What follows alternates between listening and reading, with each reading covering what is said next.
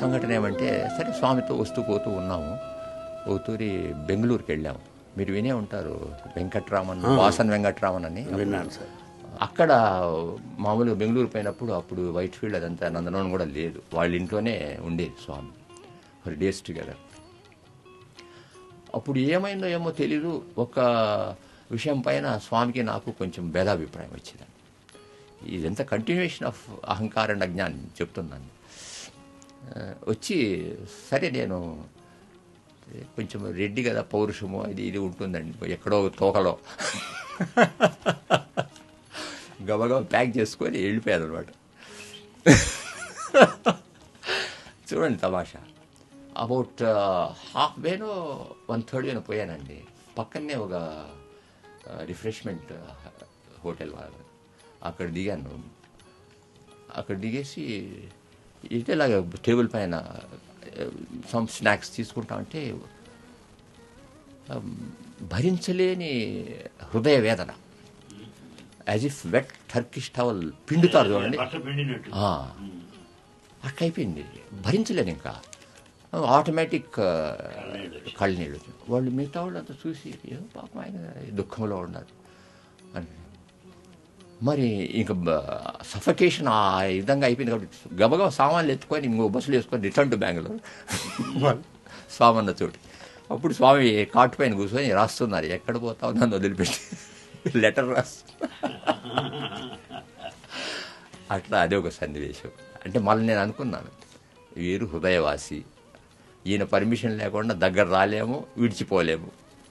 రెండు అది రెండు దృఢమైపోయినాయి. అయితే ఒకటి ఊటీలోనూ కొడైకెనాల్లో స్వామి ఇమ్మెన్స్ గ్రేస్. ఆయన పేషెన్స్ ఎంత అంతని కాదు. మన అట్లా వాళ్ళతో ఎగలండి, మా ఎట్లా వాళ్ళతో ఎగలంటే చాలా కష్టం అది. సరే, very good. Swami is relaxing on the bed. నేను పక్కన కింద ఉన్నాను. చలి కదా, మహాచలి. అక్కడ రగ్గులు గిగ్గులు ఉపయోగం. ఎప్పుడప్పుడు స్వామి ఎక్కడ ప్రయాణం చేసినా ఫైసల్ స్టార్చ్ ఉండేది, మామూలుగా తీసుకో. అది one of the ingredients of packing. ఏం మర్చిపోయినా ఫైసల్ టార్చ్ ఇది అనేది మళ్ళీ పెట్టి.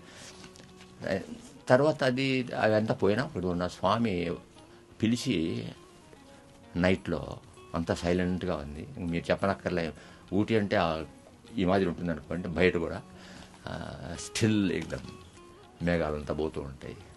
ఇప్పుడు నాకంటే మీరే అనుభవిస్తున్నారు, ఏం తింటారు బాగా.